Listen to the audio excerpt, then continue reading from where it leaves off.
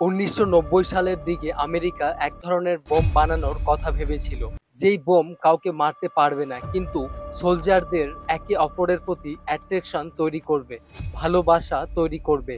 আর এই বোম এর নাম ছিল গে বোম। আমেরিকা এটার উপর রিসার্চ করে এমন এক ধরনের কেমিক্যাল বোম যা অন্য দেশের সোলজারদের ডিসিপ্লিন, নৈতিকতা সবকিছু ভুলিয়ে দেয়। এনিমি এবং সোলজারদের মধ্যে সেম সেক্স অ্যাট্রাকশন নিয়ে আসে।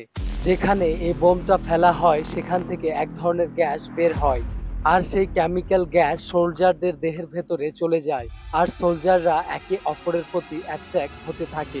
আর তারা এতটাই জ্ঞানহারা হয়ে যায় যে তারা তাদের যুদ্ধে ফোকাস করতে পারে না।